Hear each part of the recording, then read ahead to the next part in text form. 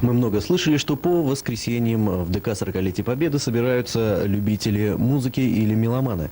Теперь несколько вопросов. Вот это весь состав городских меломанов или только часть? Это маленькая часть.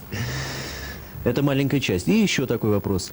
Что в основном движет присутствующими здесь людьми? Это или коммерция, или, в общем-то, интерес к музыке? Да, в принципе, сейчас сложно на музыке заниматься коммерцией. С таким количеством студий звукозаписи какую-то коммерцию развить очень сложно. Это в основном чисто энтузиазм, любовь к музыке, коллекционеры. И теперь, как происходит механизм обмена дисками или приобретения здесь? Ну, в основном обмена, потому что приобретать очень сложно. Сейчас мало что продается.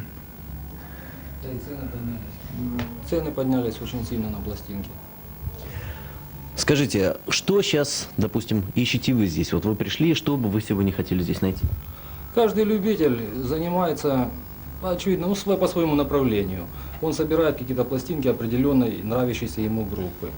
И вот примерно так все здесь ребята собираются и ищут пластинки только своего направления. Или арт-рок, или хард-рок, или металл. Ну, у каждого свое есть направление. Нет, вот сегодня конкретно, вот какой бы вы альбом хотели бы? Или поменять, или, допустим, приобрести? Ну, я бы хотел, конечно, собрать всю группу Marillion, группу Genesis, они мне очень нравятся. Ну, за неимением прихожу, просто узнаю, может быть, случайно кто-то вынес пластинки этого направления. Ну, нету. Сегодня у меня день безрезультатный. Ясно. То есть сюда приходит в основном коллекционер, уже имеющий какой-то запас пластинок и ищущий, да, чтобы пополнить свою, да. То есть вот, допустим, у меня нет дисков, я прихожу сюда, хочу просто купить, и вряд ли мне это удастся. Ну, почему? Нет, такое может. То есть и такое, да? Конечно. Ясно. Ну а сколько примерно насчитывается меломанов в городе? Вот здесь я вижу пока 5 человек. Ну, сейчас еще подъедет человек 10, может быть. Но, в принципе, у нас круг 15-20 человек, которые стабильно занимаются. Вот. И мы... То есть это в основном узкий... которые ходят сюда. А есть же еще, которые, в принципе, ну как любители, например, они в молодости занимались, у них осталось довольно-таки большие коллекции. То есть это довольно-таки узкий круг любителей, и вы друг друга в основном знаете. Вот у вашей, ну, организации это не назовешь. Есть ли здесь руководитель, который всем этим как бы заправляет? Я хочу сказать, что у нас не просто не признанный такой, признанный лидер, это, конечно, Василий. Да. Поскольку он организовал это дело, собрал нас всех, сплотил. Вот мы его знаем и вроде как считаем. Очень нас большим авторитетом пользуется Василий.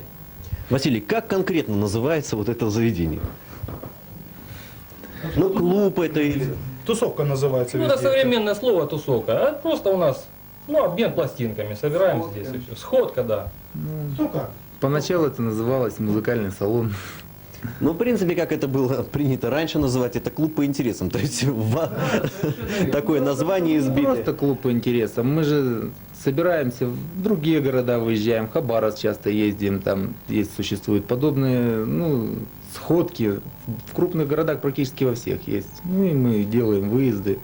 У нас ребята во Владивосток ездят, я сам в Хабаровск езжу. У нас с Востоком хорошая связь. Вот собираемся на Запад ездить.